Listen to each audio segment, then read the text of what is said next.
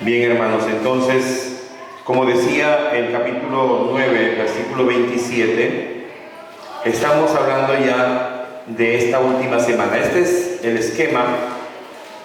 Estamos aquí, si ustedes se dan cuenta, las 69 semanas que hemos visto anteriormente están en este lado. 69 semanas que vendría a ser una cantidad de 483 años desde el decreto para restaurar Jerusalén y hasta la venida del Mesías, o sea, la venida de Cristo. Tenían que pasar 69 semanas. Ya hemos visto que 69 semanas hace alusión a no semanas de días, sino semanas de años. Entonces, pero en el libro de Daniel, capítulo 9, hablaba de 70 semanas. Quiere decir que en la semana 69 hubo una interrupción en el tiempo con la venida de Cristo. Luego comenzamos a vivir un paréntesis en la historia, que se le conoce como el paréntesis de la iglesia o el tiempo de la gracia. Y es aquí donde estamos ahorita, viviendo en el presente. ¿Cuánto tiempo ha pasado en el tiempo de la gracia o de la iglesia? ¿Cuánto tiempo ha pasado? Han pasado 2000 años, más de 2000 años. Ahora, estamos esperando el evento que continúa después del tiempo de la iglesia, este evento que se llama el arrebatamiento. Este evento todavía no ha sucedido. Una vez que suceda el arrebatamiento, la iglesia subirá con Cristo, y aquí es donde habíamos visto dos eventos en el cielo, ¿verdad? El primero que ocurrirá será el tribunal de Cristo, y el segundo que ocurrirá será las bodas del Cordero. Entonces, ahora nos toca ver esta semana, la semana 70, la cual todavía no se ha cumplido. La semana 70, una semana de 7 años. Y a esa semana se le conoce como la tribulación, a toda. Pero la semana, a la mitad de la semana, comienza otro tiempo que se conoce como la gran tribulación. Una cosa es la tribulación y otra cosa es la gran tribulación. Y eso vamos a ver hoy día. ¿Ya? Aquí a la mitad de la semana, dice Daniel 9:27, que vendrá la abominación desoladora. Y aquí, después del arrebatamiento de la iglesia, ocurrirá el pacto, que también habla en Daniel capítulo 9, el pacto que hará el anticristo con Israel y las naciones, el resto de las naciones. Ustedes se dan cuenta, hermanos, que ahorita Israel está bajo ataque, ¿verdad? Cada día estamos viendo más noticias. En estos días creo que Hezbollah había atacado a Israel, habían lanzado misiles.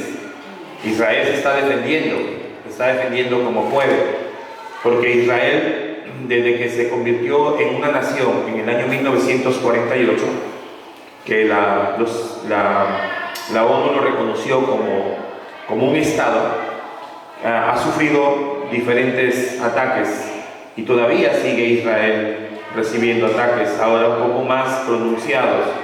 Pero llegará un momento que aparecerá en el mundo el Salvador, entre comillas, de Israel. Y este hombre, que va a ser un gobernante mundial, hará un pacto de paz con Israel y sus pueblos enemigos. Y en ese pacto de paz será un pacto de 7 años. Eso todavía no ha ocurrido, pero según algunos estudiosos, ya hay tratativas. Están haciendo los trámites previos para que ese pacto, ese tratado de paz, se dé. Bien, entonces vamos a ir leyendo. Como dije, este material ya está en el grupo de la iglesia. Usted puede descargarlo, abrirlo ahorita. La historia de Israel y de la humanidad descrita por Daniel termina con la semana 70, donde todo llega a su fin. Esta semana de años es donde se desarrollan los eventos de la gran tribulación. Es casi unánime la opinión de los comentaristas respecto a la realidad de este tiempo. Las discrepancias surgen sobre quiénes son los que pasarán y sufrirán los eventos descritos para este tiempo. O sea, que la mayoría de teólogos entiende que va a haber un tiempo que se conoce como la gran tribulación, Pero también algunos teólogos no coinciden en el hecho de que quiénes serán los que pasarán. Por ejemplo, nosotros como iglesia creemos que la iglesia no pasará la tribulación, y ya lo vamos a ver por qué. Pero hay otros pastores, otros teólogos que creen que sí, que la iglesia sí va a pasar la gran tribulación. Pues ahí viene la discrepancia. La discrepancia no es en el sentido de que algunos no creen que haya tribulación, porque sí, sino la discrepancia viene es en cuanto a quiénes pasarán, quiénes irán a la tribulación. Número 3. En armonía con la revelación integral de la palabra de Dios, consideramos que la iglesia, como cuerpo de Cristo, no pasará la gran tribulación. Esto es algo que debemos entender. Como iglesia creemos que la iglesia de Cristo no pasará la gran tribulación. Esto no excluye, que la iglesia no sufra tribulación a través de los tiempos. Quiere decir que la iglesia de Cristo, desde hace 2000 años, que empezó en el día de Pentecostés, sufrió muchas tribulaciones. Pero sin embargo, la iglesia no pasará por la última gran tribulación, del cual la Biblia dice que nunca antes la ha habido, ni tampoco la habrá después. Pero sí la iglesia ha sufrido persecución, a manos de diferentes emperadores, a manos de diferentes reyes. Ahí nomás en el siglo I, hermanos, del siglo I al siglo III, la iglesia pasó por 10 tribulaciones, a mano de 10 emperadores, empezando en el año 64 con el emperador Nerón, que fue uno de los más sanguinarios, que se daba el lujo de amarrar cristianos en postes en su palacio y les prendía fuego estando vivos, y se daba el lujo de iluminar su palacio con antorchas vivientes. Luego vinieron otros emperadores como Diocleciano, Trajano y otros más hasta el año 326, con el último de los emperadores llamado Constantino, quien puso fin a todas esas persecuciones porque supuestamente se convirtió.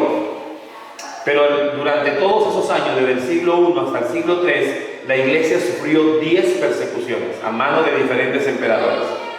Pero eso no fue todo, sino que después, un tiempo de calma, cuando supuestamente Constantino se convierte y la iglesia se vuelve la iglesia del Estado.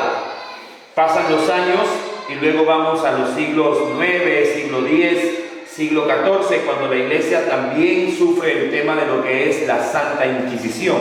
Ya con el poder de Roma, los cristianos que no declaraban ser o que se declaraban en contra de la iglesia católica, entonces la iglesia católica los perseguía, tildándolos de herejes, de brujos, de hechiceros, y por esa razón tenemos en la historia, lo cual el Papa Juan Pablo II, antes de morir, pidió perdón al mundo, diciendo que la iglesia católica había hecho muchas matanzas en el nombre de Dios, y fue verdad.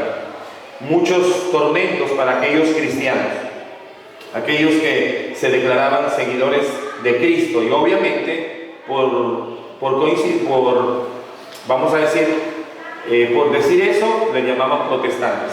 Y hoy en día también los sacerdotes católicos creen que todos nosotros somos protestantes. La gran tribulación, hermanos, y la ira de Dios está reservado para Israel. Y vamos a verlo en Jeremías capítulo 30, versículo 7. Una hermana que lo lea, por favor. En este capítulo de Jeremías, capítulo 30, verso 7, vamos a encontrar que esa semana de 7 años está reservado para Israel. ¿Y por qué? Porque Israel ha rechazado al Mesías. Jeremías, capítulo 30, versículo 7. Una hermana que lo encuentra, lo lee, por favor. Cuán grande es aquel día, tanto que no hay otro semejante a él. Tiempo de angustia para Jacob, pero de ella será librado. Interesante lo que dice aquí Jeremías. Cuán grande es aquel día, tanto que no hay otro semejante a él. Tiempo de angustia para Jacob. Tiempo de angustia para Jacob, pero de ella será, ¿qué cosa? Librado. Entonces aquí tenemos dos cosas. Uno, hay una profecía, pero también hay una esperanza. Y es lo que encontramos, hermanos, en el libro de Apocalipsis, cuando vemos que esa semana va a ser netamente para seguir trabajando Dios con Israel. Y vamos a ir a otro texto, porque, por ejemplo, dentro de la escatología, el libro de Apocalipsis nos da mucha información. Hay algunos hermanos, algunos cristianos, predicadores, muy buenos hermanos, que dicen que Apocalipsis es un libro alegórico, ¿no? Que no se debe interpretar de una manera literal. Bueno, nosotros particularmente creemos, al igual que otros pastores también, uno de ellos es John MacArthur, que creemos que el libro de Apocalipsis está escrito de una manera cronológica y que no todo lo que está es simbólico, sino que también hay cosas literales. Como por ejemplo, Apocalipsis capítulo 4. Ahí en Apocalipsis capítulo 4 es donde se marca lo que se conoce como el rapto de la iglesia. Pero también después de Apocalipsis 4 ya no aparece la palabra iglesia. ¿Se dan cuenta? Que la palabra iglesia en Apocalipsis se encuentra desde el capítulo 1 hasta el capítulo 3. Porque en esos capítulos se habla acerca de las iglesias de Éfeso, la iglesia de Esmirna, la iglesia de Tiatira, la iglesia de la Odisea. Todas las iglesias están relatadas desde el capítulo 1 hasta el capítulo 3, ¿verdad? Y lo curioso es que el capítulo 4 empieza de la siguiente manera. Miren Apocalipsis, capítulo 4, versículo 1. ¿Qué dice ahí? 4, perdón, aquí. Después de esto miré, y he aquí una puerta abierta en el cielo. Y la primera voz que oí como de trompeta, hablando conmigo, dijo: sube acá, y yo te mostraré las cosas que sucederán después de estas.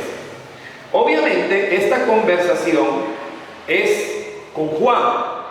Y cuando a Juan se le dice, sube acá, literalmente en ese momento se le estaba diciendo a Juan, pero es aquí donde de una manera aplicativa nosotros podemos ver que es el capítulo que nos habla acerca del evento del arrebatamiento de la iglesia. Como dije, luego en el versículo 19, en los siguientes versículos, desde el capítulo 4 hasta el capítulo 19, desde el capítulo 4 hasta el capítulo 19 de Apocalipsis, ya no aparece la palabra iglesia. Solamente hasta allí. Se entiende este versículo de Apocalipsis 4.1, se entiende entonces como lo que se conoce el llamado divino que representa a la iglesia del Señor. Yo sé que hay algunos cristianos, algunos hermanos que van a decir, no, pero eso es interpretación errónea, porque Apocalipsis no está escrito de una manera literal, sino de una manera simbólica. Bueno, creemos nosotros que Apocalipsis nos habla acerca de lo que va a suceder, no solamente con la iglesia, sino también con el mundo después del arrebatamiento. Apocalipsis 3.10, hay una promesa que el Señor hace, y léelo conmigo: yo también te guardaré de la hora de la prueba que ha de venir sobre el mundo entero. Yo te guardaré. El Señor Jesucristo le da una promesa a la iglesia, y esa promesa es que Él iba a guardar de la hora de la prueba. ¿Cuál hora de la prueba? Hace referencia entonces a la gran tribulación. La Biblia enseña que Cristo puede volver en cualquier momento, sin ninguna señal. Por esta razón, el siguiente evento profético será el arrebatamiento de la iglesia sin previo aviso. Y la semana pasada creo que fue, cuando veíamos el video, ¿fue la semana pasada o la antepasada? La antepasada, porque la semana pasada fue el concurso de escuela dominical. ¿Se acuerdan de ese video? Que en muchos lugares, muchas personas afirmaban que el arrebatamiento iba a ocurrir, ¿qué día? El 18 de septiembre. Y eso no era broma, hermano. Mucha gente se había creído ese cuento porque líderes religiosos habían dicho que el Señor Jesucristo iba a venir el 18 de septiembre. Y todas las personas que grabaron esos videos estaban convencidos de que ese día iba a ocurrir el arrebatamiento. Hermanos, hoy día estamos 13 de octubre. y el Señor no ha venido. ¿Por qué? ¿Cuál es la razón? Simple. El Señor Jesucristo dice, el día y la hora, nadie lo sabe. ¿Verdad? ¿Por qué? Porque la venida de Cristo, porque el arrebatamiento de la iglesia es un evento inminente. ¿A qué se refiere cuando decimos que es un evento inminente? Quiere decir que desde el momento que se profetizó podría haber ocurrido en cualquier momento de la historia. Es más, los cristianos del primer siglo, específicamente hablando de los de Tesalónica, ellos vivían bajo la luz de la esperanza de que Cristo ya iba a regresar por ellos. Por eso es que estaban preocupados, porque estaban matándolos, estaban persiguiéndolos y la venida de Cristo no se daba. Por esa razón Pablo escribe la carta a los tesalonicenses en el capítulo 4, versículo 13, comienza diciendo, declara, hermanos, le dice, no quiero que ignoréis acerca de los que duermen como los otros que no tienen esperanza.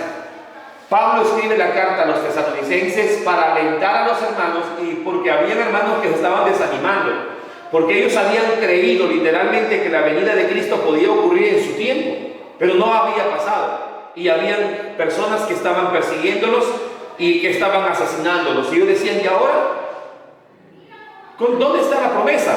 Es por eso que en la carta de Pedro, en la segunda carta de Pedro, Pedro también habla esto en el capítulo 3, y dice, hay muchas personas que dicen, esta promesa la tenemos de tiempo, pero no ha ocurrido. Hermanos, si los cristianos y las personas de ese tiempo, hablando del primer siglo, pensaban que Cristo había mentido sobre su venida porque no ocurría en su tiempo, ¿cuánto más nosotros hoy en día, 2000 años después?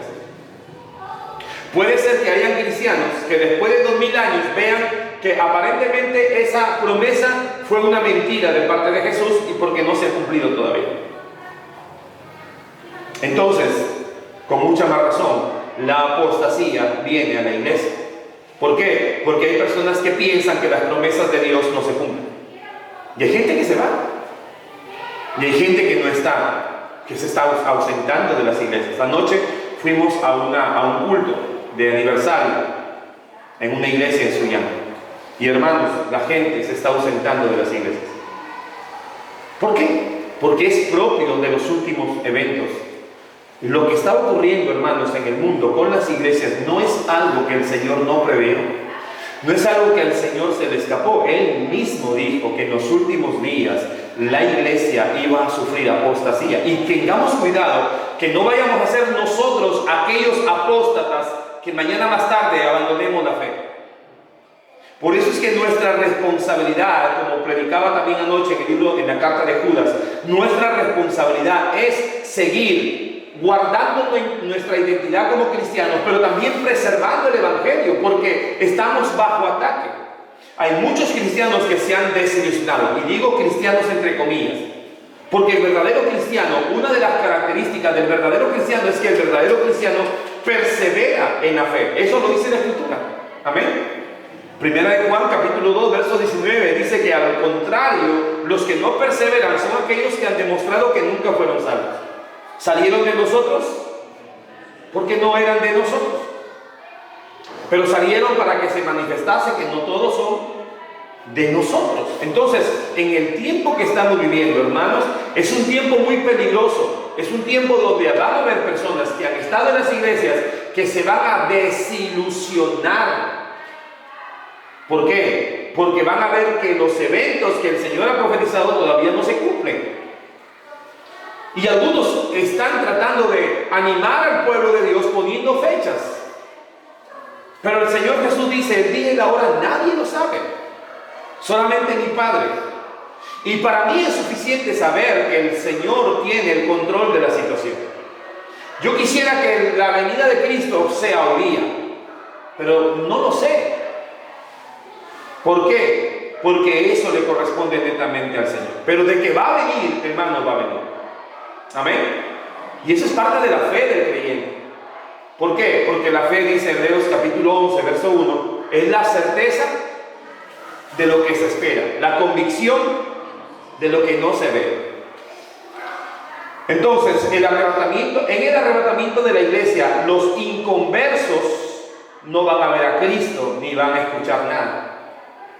Ellos no lo van a ver.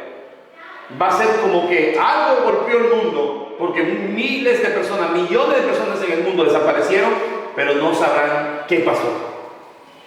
Ni tampoco será como algunos dicen, que las trompetas se escucharán en el cielo y todo el mundo escuchará. Hermanos, no.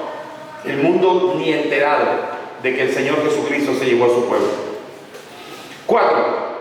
La palabra tribulación aparece 43 veces y tiene el sentido de sufrimiento, opresión y persecución. También se utiliza en muchos contextos diferentes para describir diferentes tipos de agonía. Pero la frase gran tribulación aparece solo 4 veces en la Escritura. Es diferente tribulación con gran tribulación. 5 propósitos de la gran tribulación. ¿Por qué es necesario que ocurra esto? Vamos a ver cuáles son estos propósitos. Número 1. Preparar a la nación de Israel para recibir al Mesías, hacer volver su corazón a Dios.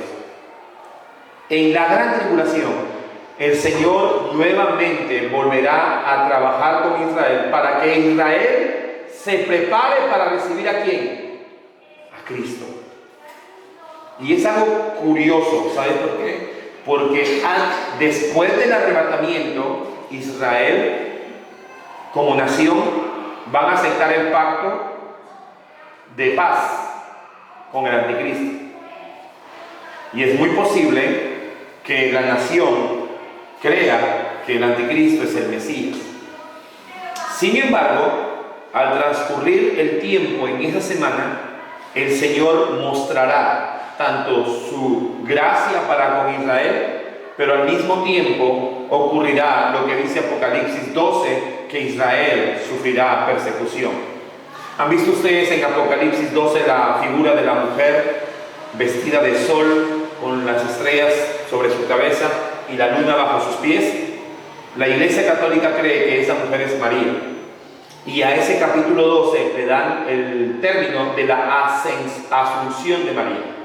Tú le preguntas a un católico profesante, ¿dónde está el versículo de la Biblia que habla de la asunción de María? O sea que María, así como Jesús que ascendió a los cielos en cuerpo y alma, ¿dónde está el versículo que dice que María ascendió a los cielos en cuerpo y alma? Y van a usar Apocalipsis 12.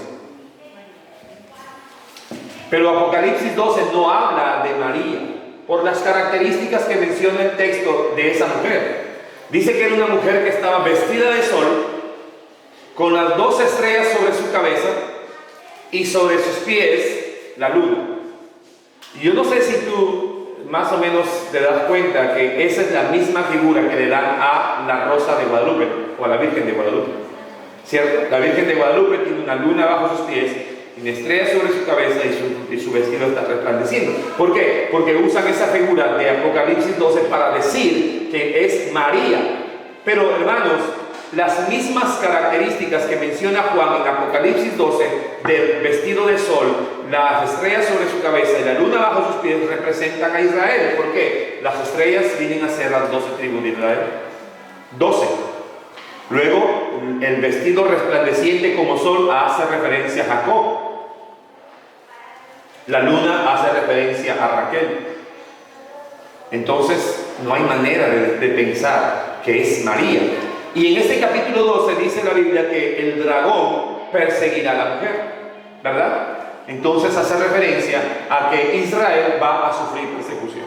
Ahora, es interesante también que nosotros hace 2 semanas hablábamos de que el pueblo de Israel en esta semana de tribulación va a ser en cierta manera purificado para recibir a Cristo, ¿verdad? ¿Y cuándo? ¿Cuándo ocurrirá ese evento de que Israel reciba a Cristo? Después de la tribulación viene el siguiente evento. ¿Cómo se llama? ¿Cómo se llama el siguiente evento después de los 7 años de tribulación? No, hermana, el arrebatamiento ya pasó. Después de la tribulación, ¿qué evento sigue? Arrebatamiento, tribulación. Después de la tribulación, ¿qué evento sigue? El milenio. La venida de Cristo en gloria, Apocalipsis 19 y Apocalipsis 20, el milenio. Ahora, ¿se acuerdan también que hace 2 semanas decíamos, hermanos, la parábola de las 10 vírgenes no es una parábola que dice que las 10 vírgenes son la iglesia? ¿Se acuerdan? Y se acuerdan que decíamos también que íbamos a ver quiénes eran esas 10 vírgenes. ¿Quiénes son esas 10 vírgenes, hermanos? Yo sé que muchos muchos predicadores han usado esta parábola para advertir al pueblo que así como las 5 vírgenes sabias, prudentes, pudieron entrar a las bodas, hermanos, como esas 5 mujeres tenemos que estar preparados para la venida de Cristo. Yo creo que esa parábola es aplicativa para nosotros en el sentido de que debemos prepararnos, es verdad. Pero esa parábola literalmente no fue dada para hablar de la iglesia. Las 10 vírgenes no representan la iglesia. No representan la iglesia. ¿Y entonces quiénes son esas 10 vírgenes? Para poder entender a esas 10 vírgenes que están en Mateo capítulo 25, tenemos que entender el contexto de la cultura judía respecto a los matrimonios judíos. ¿Y cómo eran los matrimonios judíos? Bueno, el matrimonio judío tenía estas etapas. Primero, el padre del novio enviaba al novio a la casa de la novia para hacer el trámite legal. El novio iba a la casa de la novia, hacía el trámite legal, el compromiso como nosotros conocemos, le dejaba una garantía, como hoy en día cuando tú vas a pedir a una chica y le dejas un anillo de compromiso, pues también ese novio dejaba una garantía para que esta mujer, esta señorita, quedara ya, valga la redundancia, comprometida en matrimonio, pero no solamente comprometida, sino que prácticamente esta mujer ya era su esposa. ¿Ya? Y si se encontraba que esta mujer quedaba embarazada, en ese tiempo se encontraba que estaba embarazada, entonces el novio que la había desposado podía denunciarla y esta mujer moría por la ley. Y esto nos lleva al caso de José y María. José desposa a María, pero después de que José la desposa, ¿qué pasa con María? Sale embarazada. ¿Y de quién? Del Espíritu Santo. ¿Y qué quería hacer José? Quería dejarla en secreto. ¿Por qué no? ¿Por qué quería dejarla en secreto?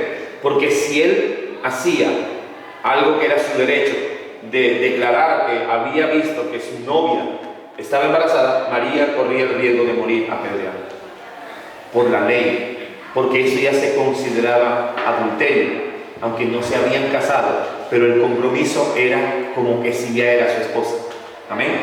Entonces el novio iba a la casa de la novia, desposaba a la novia, le dejaba la garantía, se iba a su casa a preparar, ojo, a preparar el lugar donde iban a estar.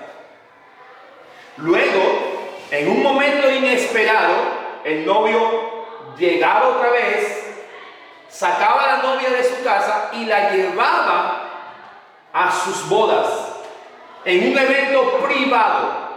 No era un evento público, era un evento privado únicamente con la novia y los padres del novio. ¿Entienden? Entonces, después que ocurrían las bodas, el resto de las personas que estaban invitadas a esta celebración tenían que esperar. ¿Eso fue? No, eso fue. Parecía. Entonces, el resto de los invitados tenían que esperar. Y toda boda, toda esposa o novia tenía 10 damas. 10 damas que acompañaban a la novia y que la esperaban. Esperaban el cortejo que venía ya cuando venían casados, venían a la recepción y estas damas eran las que acompañaban a la novia para llegar a la celebración. Si nosotros creemos que las 10 vírgenes son la iglesia, estamos cometiendo un error, no solamente de interpretación, sino también estamos diciendo una herejía. ¿Saben por qué? Porque estaríamos aprobando la poligamia, hermanos. Estaríamos diciendo que Jesús no se casa con una esposa, sino que se casa con 10. Y el Señor se casa con una sola, porque su esposa es una, la iglesia. Amén, hermanos. Si vamos entendiendo esta parte. Entonces, estas 10 vírgenes solamente eran las damas de compañía que esperaban a los esposos para entrar a las fiestas de la celebración. Y esto coincide con lo que enseñamos respecto a la tribulación, porque aquí en la tribulación la iglesia ya no está. La esposa ha sido llevada por el novio a sus bodas privadas y luego las damas tienen que prepararse para recibir al esposo, y es este tiempo donde decimos que es el tiempo para Israel. En conclusión, estas 10 vírgenes representan al pueblo de Israel. Porque Israel tiene que prepararse durante este tiempo para recibir. Porque, hermanos, las bodas del Cordero no fueron prometidas a Israel. Las bodas del Cordero fueron prometidas a la iglesia. A Israel se le prometió otra cosa. Al pueblo de Israel se le prometió otra cosa. ¿Y qué se le prometió a Israel? Se le prometió el reino mesiánico, el reino de milagros. Israel tiene que estar esperando, porque va a llegar el momento que Jesús regrese con su esposa, ya no con su novia, regresa con su esposa a la tierra, y luego los que pasaron de la gran tribulación, ahí nomás, en el término de la gran tribulación, resucitarán los creyentes del Antiguo Testamento, los israelitas, porque a ellos se les va a dar el reino milenial, el reino de milagros. Y los que hayan sobrevivido de la gran tribulación, que por mayoría serán israelitas. ¿Vamos bien hasta ahí? ¿Se entendió hasta ahí? ¿O hay alguna pregunta para detenernos ahí?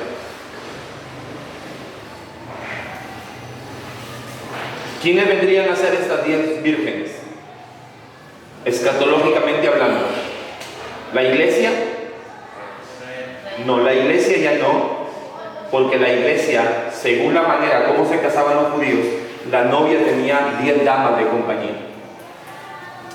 De ahí nosotros sacamos la idea de, ¿han visto en las bodas que hay pajes y hay damas?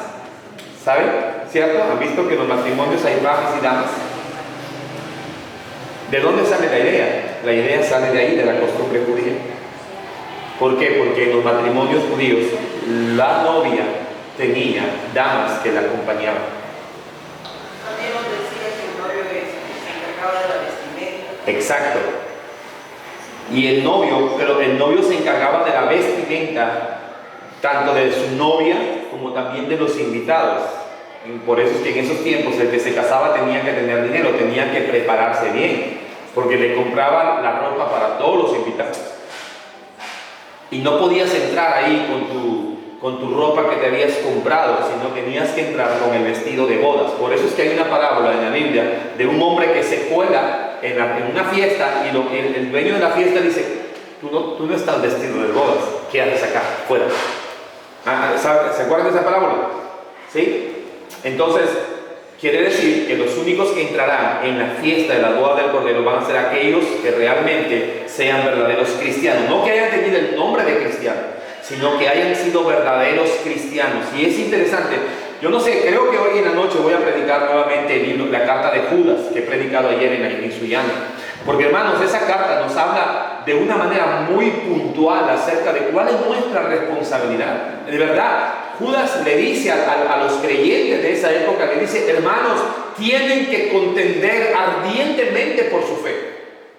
Hermanos, estamos viviendo en el tiempo de que si hay algo por lo que tenemos que pelear es por nuestra fe. No tenemos que pelear por otra cosa.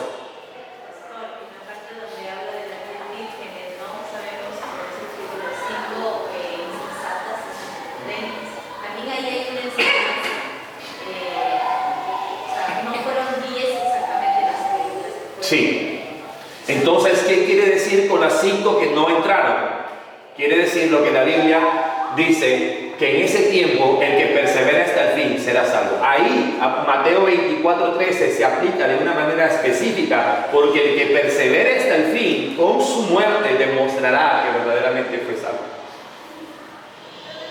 ¿Me dejo entender, hermanos? Entonces, en ese tiempo, en el tiempo de la tribulación, será un tiempo en que los que sobrevivan o los que estén siendo advertidos por los 144,000, recuerden que los 144,000 ahora están trabajando. Apocalipsis 7 dice que fueron sellados 144,000. ¿Por qué? Porque la iglesia no estará más.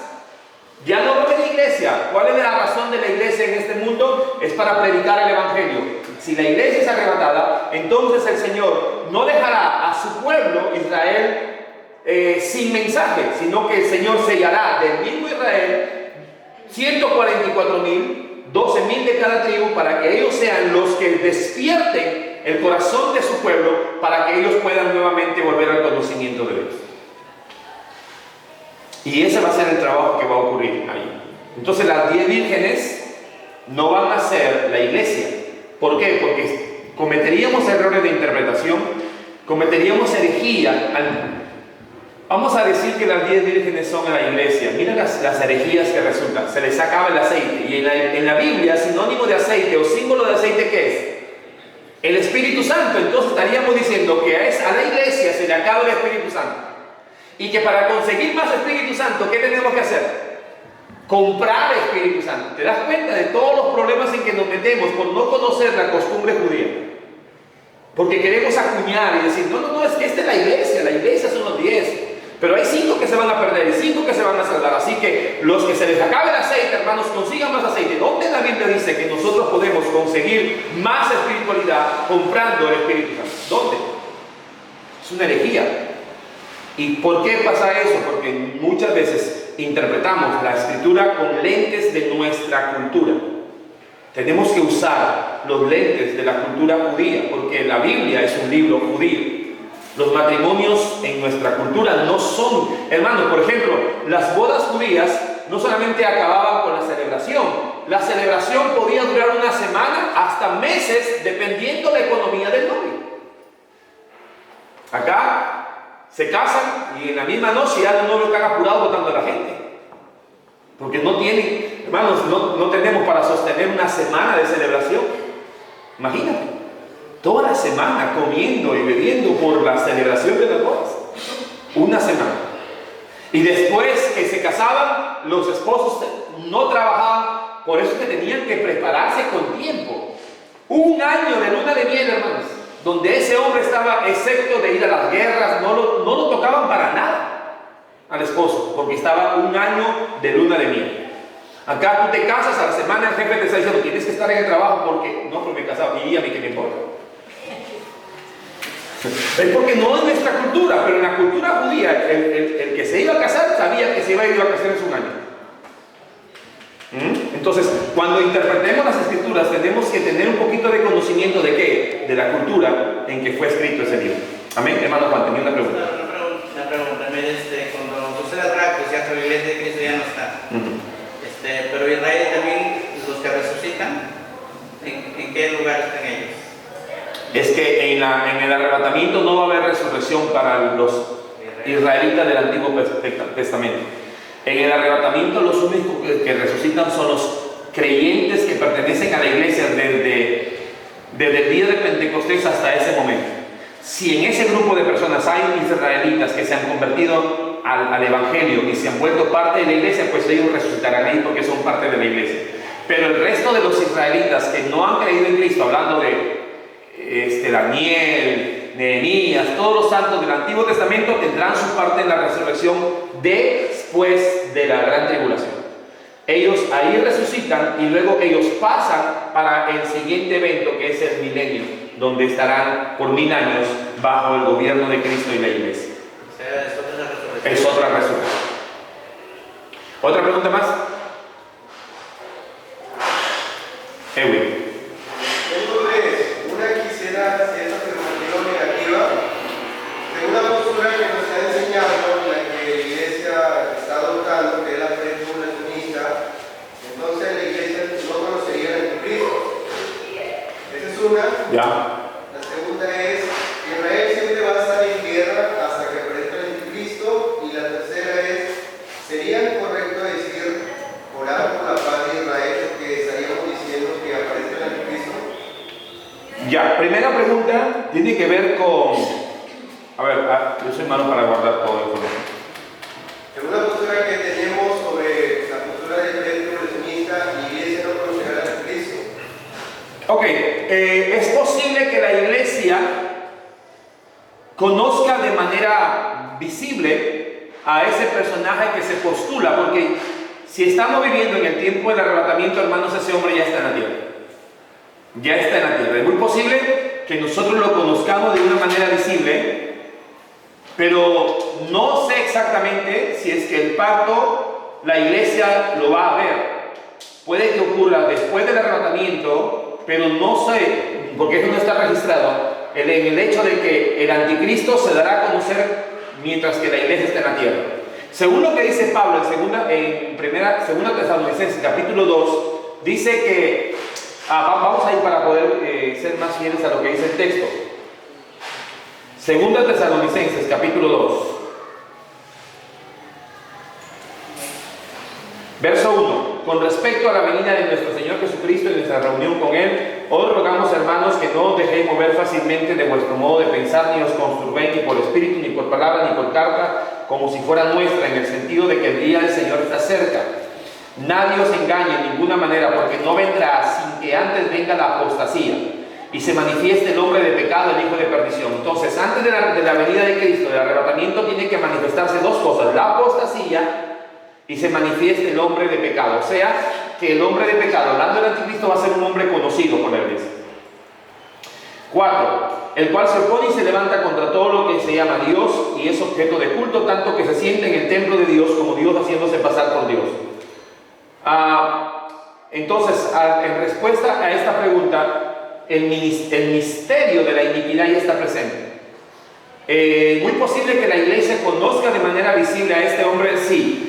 Algunos dicen, yo no lo puedo afirmar, mencionan algunos nombres de hombres importantes como Elon Musk, por ejemplo, que dicen que puede ser que él sea el anticristo. Otros dicen que puede ser un príncipe de Inglaterra que también ya está ejerciendo como un gran hombre de paz en el mundo. No lo sabemos.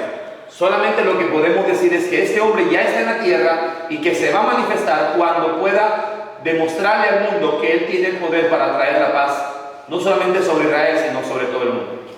Entonces esa respuesta quizás no puede ser tan dogmática en el sentido de que cómo van a hacer los eventos. Solamente lo que dice la Escritura es que hay hasta el momento quien lo detiene.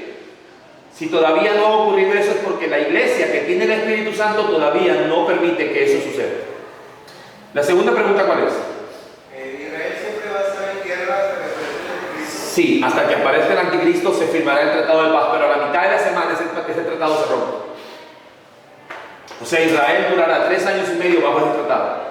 A la mitad de la semana ese tratado se rompe con Israel. Y ahí comienza la persecución para Israel. Tercera pregunta.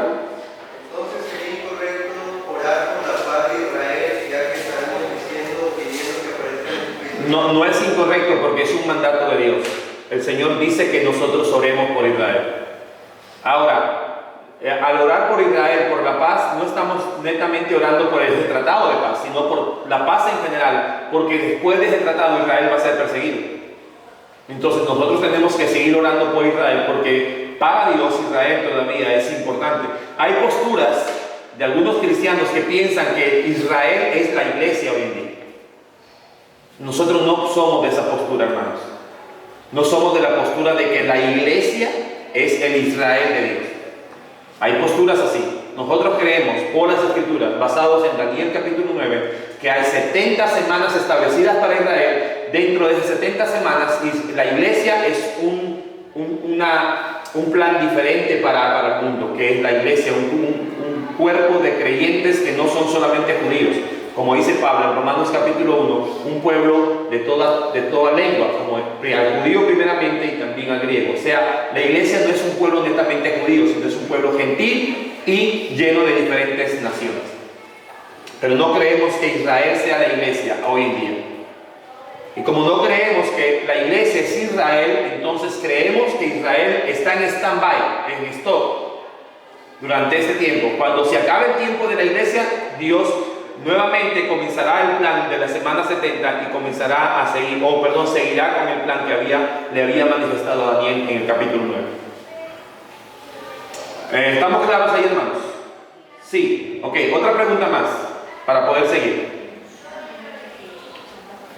De las vírgenes no entiendo. ¿Cuáles son Las 10 vírgenes, de una manera práctica, no podemos atribuir que las 10 vírgenes son la iglesia. No podemos decir que dentro del plan de Dios las 10 vírgenes son la iglesia, porque tienen muchas falencias esa interpretación, en el sentido de que se les acaba el aceite, de que van a comprar. Es verdad que hoy en día en la iglesia hay personas que están viviendo de una manera que son como las insensatas, ¿verdad? Entonces, por eso que dije yo al principio, aunque las 10 vírgenes no son la iglesia, pero sí podemos predicar que así como las 5 sabias se prepararon para recibir al esposo, nosotros tenemos que estar preparados para recibir a Cristo, pero eso es de manera aplicativa. Pero si somos fieles a la interpretación de la manera como se casaban los judíos, esas 10 vírgenes eran las 10 damas de compañía que esperaban a los novios. Y ese es otro tema. ¿Otra pregunta más?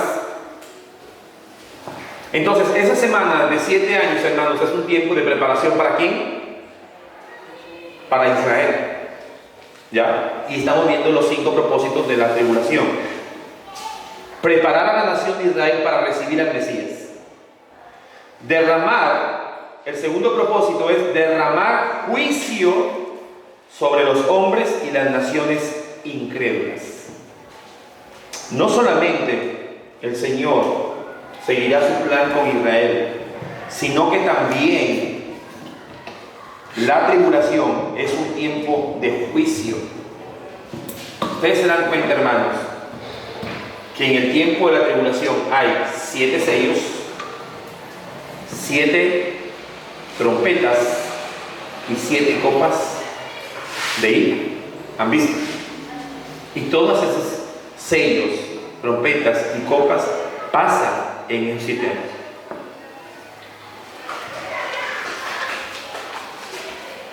Así que no es un tiempo agradable para los que se queden.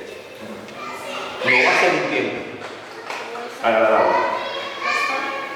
Hermana. ¿Todo eso pasará en la gran tribulación? Sí.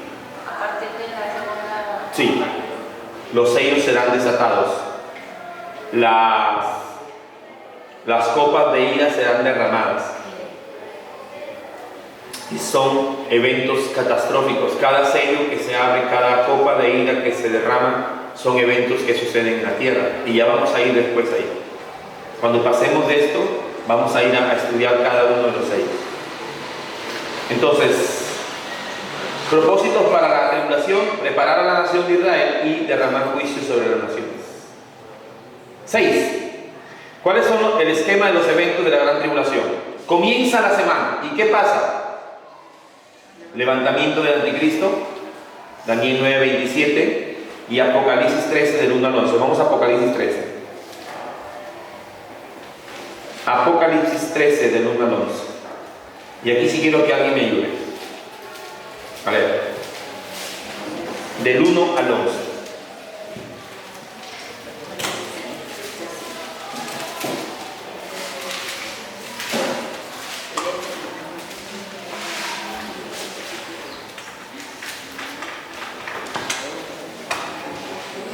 ¿Quién lo lee? Apocalipsis 13 del 1 al 11. Y me paré sobre la arena del mar, y vi subir del mar una bestia que tenía 7 cabezas y 10 cuernos, y sobre sus cuernos 10 diademas, y sobre su cabeza un nombre de blasfemia. Y la bestia que vi era semejante a un leopardo, y sus pies como de oso, y su boca como boca de león. Y el dragón le dio su poder y su trono y grande autoridad. Vamos a hacer una pausa ahí. ¿Les suenan conocidas las características? ¿Les suenan conocidas las características de esta bestia? Para los que hemos estudiado Daniel, de la visión de las 4 bestias, ¿les suena parecido? Por eso es importante saber Daniel, ¿verdad? Haber estudiado Daniel nos ayuda a entender el versículo 2. Miren, el verso 1 dice: me paré sobre la arena del mar y vi subir del mar una bestia. La Biblia, cuando utiliza la palabra mar, hace referencia a gente, naciones. No es que el anticristo va a salir del mar como Manco Cápac y Mamahoyo, que salieron del lago Titicaca, le enseñan por su esposo ahí en el colegio, ¿no? El que es profesor de historia. Sino que el mar hace referencia a gente. Entonces, del mundo, de la gente del mundo, dice que salió una bestia. Y esta bestia tenía 7 cabezas, 10 cuernos, 10 coronas en cada cuerno y sobre sus cabezas un nombre blasfemo. ¿A qué hace referencia cuando la Biblia habla de cuernos? Ya lo hemos visto. ¿Qué son cuernos? Reinos, imperios. Entonces, 10 reyes. El anticristo saldrá de la unión de 10 reyes, porque cada cuerno tenía una corona, diadema, y sobre la cabeza, sobre sus cabezas tenían un nombre blasfemo. Esas cabezas representan las naciones que van a solventar a esos reyes. Verso 2. La bestia, hablando del anticristo, que vi era semejante a un leopardo. El leopardo, ¿quién era? Según la visión de Daniel. ¿Quién fue el leopardo? A ver, examen. El leopardo, Roma. Baja a Salfrar. Leopardo. Ahí está el leopardo, el oso y el león. ¿Quién era el león? Babilonia. ¿Quién era el oso? Medo-Persia. ¿Y quién era el leopardo? Grecia. Entonces, ¿qué está diciendo? Que este líder, que este anticristo va a tener una mezcla de todos esos imperios.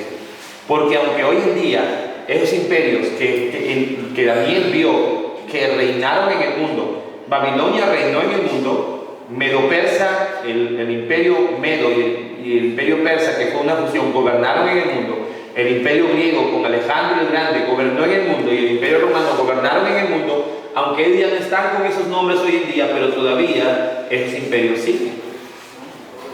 Entonces este líder o esta bestia tendrá un poco de cada uno de esos imperios.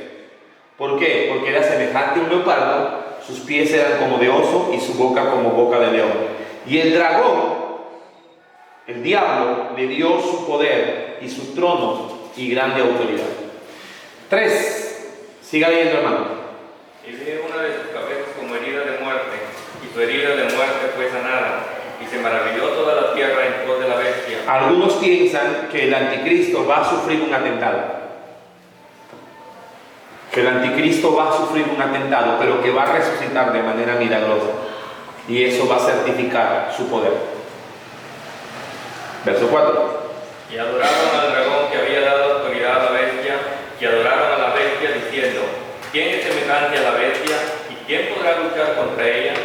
Y le fue dada boca que hablaba grandes cosas y blasfemias. Y le fue dada potestad de actuar 42 meses. Ahí nomás, 42 meses. ¿Cuánto tiempo es? En años. Matemáticas. 3 años y medio. 3 años y medio. Entonces aquí estamos hablando ya de tiempos específicos. Verso 6. Y abrió su boca en blasfemias contra Dios para blasfemar su nombre y su tabernáculo y a los que moran en el cielo. Y le fue dado hacer guerra contra los santos y vencerlos. También le fue dado poder sobre todas tribus y lengua y nación. Y le adoraron todos los moradores de la tierra, cuyos nombres no están escritos en el libro de la vida del Cordero, el cual fue inmolado desde la fundación del mundo. Si alguno tiene oído, oiga. El que lleva en cautividad, irá en cautividad. El que a espada matare, a espada debe ser muerto. Aquí está la paciencia y la fe de los santos. Ok, entonces ahí están las características, hermanos, que va a tener el anticristo durante ese tiempo. Un hombre muy poderoso, un hombre que va a tener incluso autoridad de parte del diablo para hacer prodigios y señales. Yo no dudo, hermanos, que el diablo tiene poder para hacer señales. Por eso cuando a mí me dicen, no, cautivito me sanó, sí, muy posible que te haya sanado.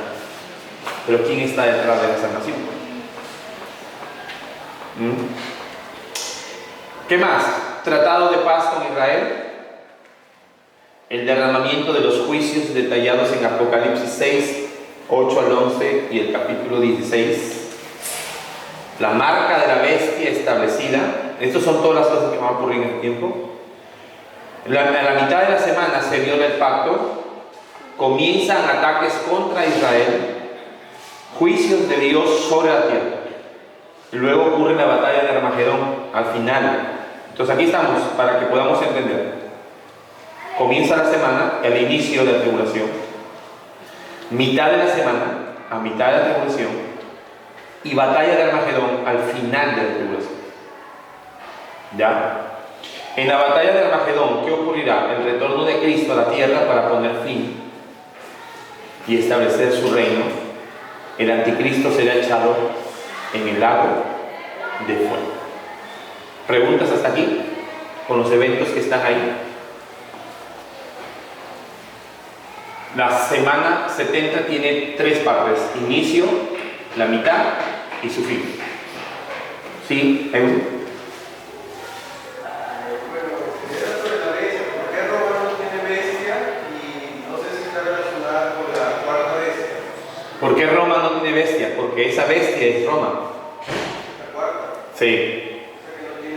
Que tiene una forma, tiene un poco de leopardo, tiene un poco del oso y tiene un poco de león, pero esa encarna todos esos imperios.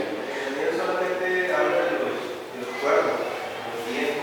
Pero habla de una bestia terrible y espantosa que él no podía darle un nombre. Se dan cuenta que en Daniel él pudo identificar al león, pudo identificar al oso y pudo identificar al leopardo, pero la cuarta bestia no la pudo identificar.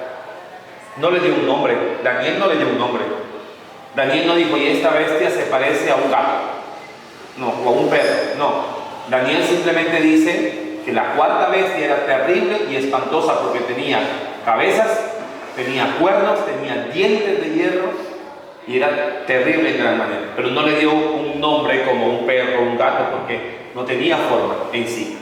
¿Y a qué hace referencia, hermanos, eso? Es que esta bestia, su maldad va a ser tan evidente que no va a haber forma de compararla o describirla con alguien o con algo.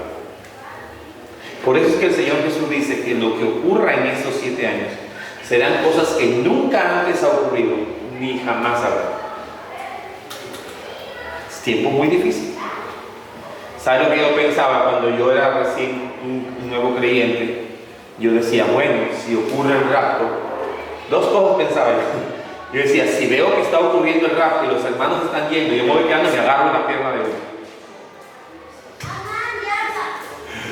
Y eso es una, por decir así, perdón la palabra, una tontera, porque dice la Biblia que será en un abrir y cerrar de ojos. 2, yo decía, si se van los creyentes y yo me quedo, yo ya me quedo advertido de lo que viene más adelante. Hermanos, las personas que se quedan, no quiero ser yo. Mira lo que dice 2 Tesalonicenses. Lee lo que dice 2 Tesalonicenses, versículo 10.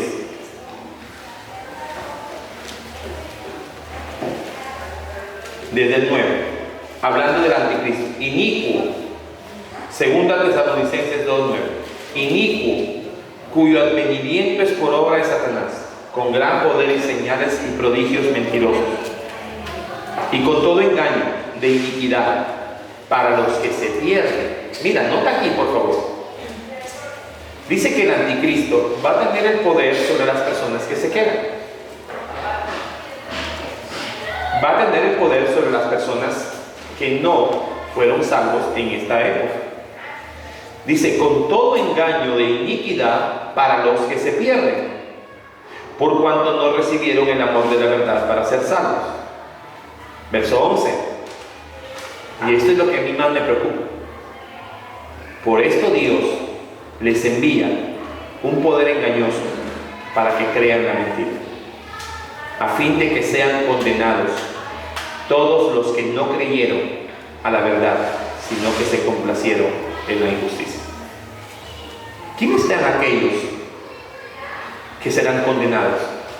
¿Quiénes serán aquellos a quienes Dios se los servirá al diablo en bandeja de plata? ¿Quiénes serán aquellos?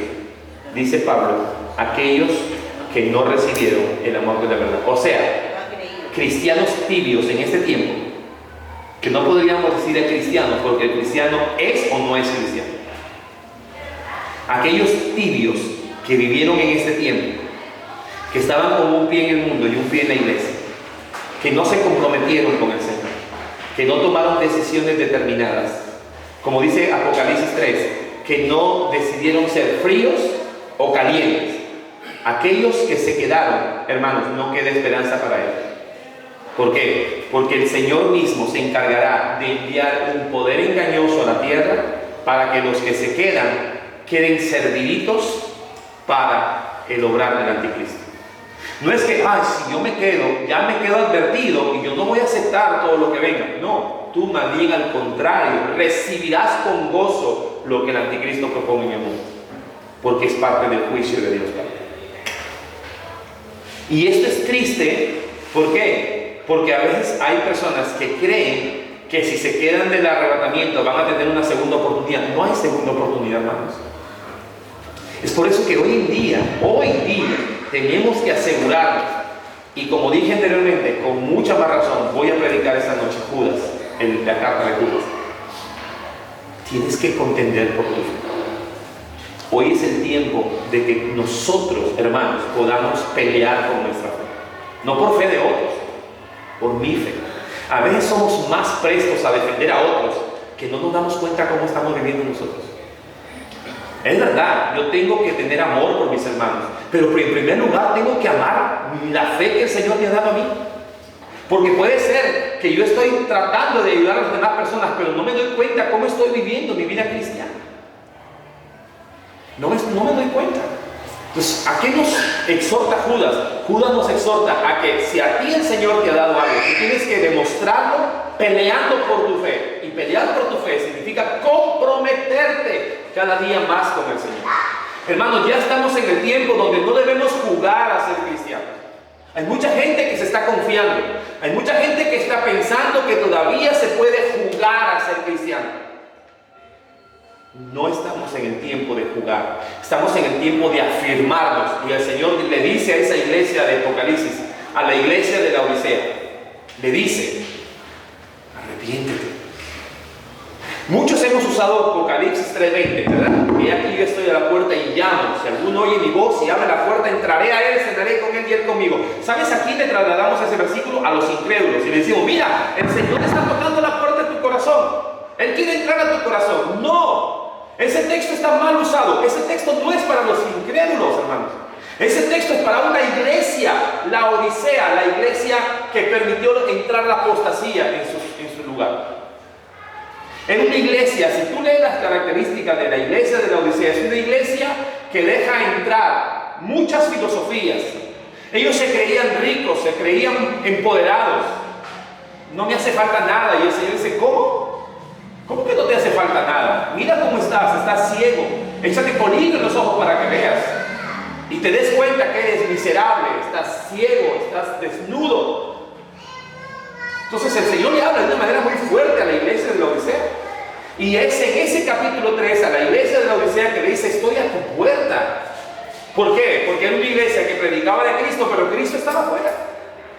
O sea, Cristo no era el Señor de la iglesia. Cristo era el invitado de la iglesia. Cuando una iglesia, un cristiano, realmente es un cristiano verdadero, Cristo es el Señor del cristiano.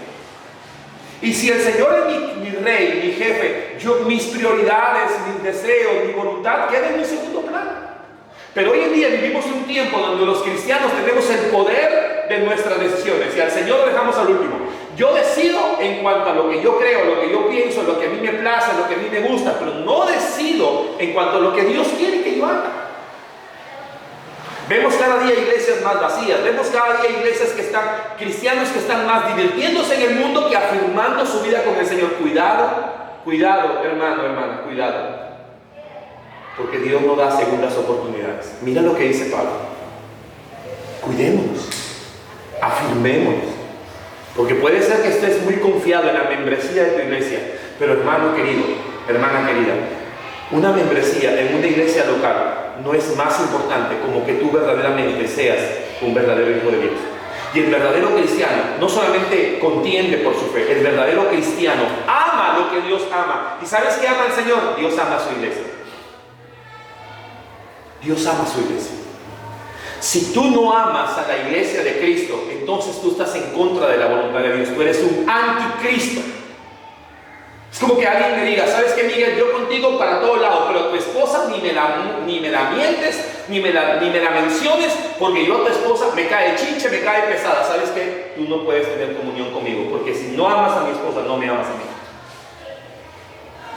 Y hay cristianos hoy en día que dicen, sí, yo con el Señor todo, Señor, tú eres mi Señor, besitos, besitos. Pero con tu iglesia no, porque son así, porque son así, porque son esto, son otro. ¿Quién te dijo que la iglesia es la gente perfecta? El Señor ama a su iglesia, hermanos, amén.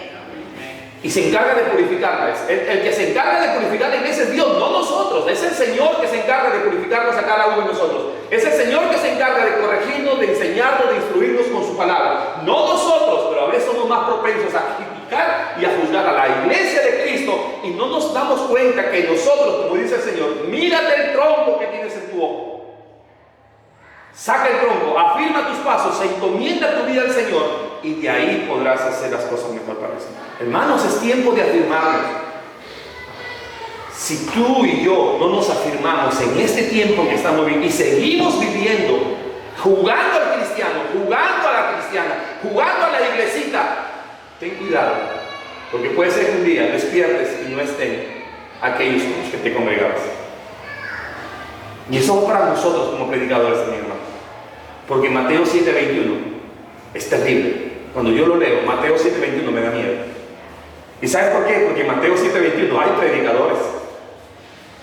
¿Ha leído lo que dice Jesús en Mateo 7:21? No todo el que me dice, Señor, Señor, entrará en el reino, sino el que hace la voluntad de mi Padre. Y luego dice, muchos en aquel día me dirán, Señor, ¿qué cosa hicimos?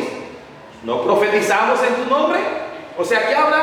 ¿Quiénes estarán en ese día? Predicadores, hermanos. ¿No predicamos en tu nombre? ¿No profetizamos? ¿No hicimos muchos milagros? ¿No sacamos demonios? ¿No dirigimos las alabanzas de la iglesia? ¿No era yo maestro de escuela dominical? ¿No era yo líder de damas, líder de jóvenes? Nunca te conocí. Apártate de mí, maldito, al fuego eterno para el diablo. Yo no sé si ese versículo, yo cuando lo leo, hermano, digo al Señor, el cuerpo se me estremece, Dios, Señor, ten misericordia de mí. Porque ahora aparentemente estoy firme, pero yo no sé mañana. Yo no sé mañana. Yo no sé si mañana voy a apostatar. Yo no lo sé. Pastor, ¿cómo es que usted no lo sabe siendo pastor? Es que yo no puedo confiarme de mi conocimiento. Tú no puedes confiarte de lo que tú sabes. No puedes confiarte de lo que tú crees, a menos que lo vivas hasta el último día de tu vida. Amén. Por eso es que Pablo, cuando tenía prácticamente el hacha puesta en su cabeza, él dice, he terminado el campo, he peleado la buena batalla. Decía el pastor Juan José Pérez, decía, hermanos, no te confíes, porque personas que han estado 50 años en la iglesia, 50 años en la iglesia, terminaron blasfemando y apostatando. ¿En serio? ¿Con tantos años? Sí. Porque la vida cristiana no se mide en lo que tú viviste en el pasado. La vida cristiana no se mide en la manera como empezamos. La vida cristiana se mide en cómo vamos a terminar. Amén, hermanos. Entonces, comprometámonos con el Señor ya. Pero ya, hermanos, comprometámonos. Si tú no entiendes este texto del 2 Tesalonicenses y no te das cuenta de la gravedad, mira, vuélvelo a leer. Con todo engaño de iniquidad para los que se pierden, por cuanto no recibieron el amor de la verdad para ser salvos. Por esto Dios les envía un poder engañoso para que le crean a la mentira. ¿Por qué? ¿Por qué es Dios tan malo? Dirían algunos. ¿Por qué Dios, pobrecitos? Es que de repente tenían sus prioridades, pero que les dé una segunda oportunidad. Vamos, Dios es un Dios de amor, ¿verdad? Sí, por eso te da la oportunidad hoy día. Pero cuando se cierra el arca, la puerta está abierta, hermanos, del arca, y el arca es Cristo, amén. Pero cuando se cierre el arca, así rasguñes, así golpees, así quiebres la puerta golpeándole al Señor, pasará lo que ocurrió en el diluvio. La puerta la selló el Señor. Y Dios se tomó el trabajo de sellar la puerta porque Dios conocía a Noé. Y era muy posible que si Noé cerraba la puerta y le golpeaban, Noé la abría. Así que dijo, no, mejor me voy a asegurar. Se la selló. Porque aunque Él quiera salvar gente, ya no es tiempo. Así que mis hermanos, es tiempo en que ya la iglesia de Cristo, no hablo de la iglesia Maranata, Hablo de la iglesia de Cristo. Puede ser que los que estamos aquí en esta mañana seamos de la Maranata, pero no seamos de Cristo.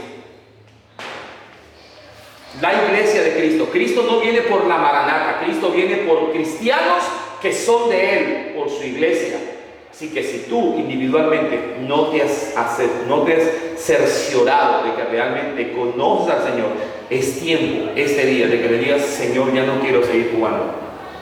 Al cristiano que asiste los domingos a la iglesia, yo quiero que tú tengas misericordia de mí y afirmes mi vida contigo, porque tengo un hijo.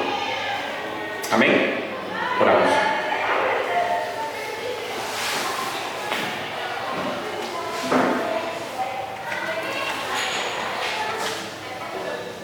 Padre, ten misericordia, Señor, de nosotros. En primer lugar, Señor, yo te quiero pedir que tengas misericordia de mí. Oh, Señor, yo sé que el primero que necesita todo esto que he hablado esta mañana soy yo.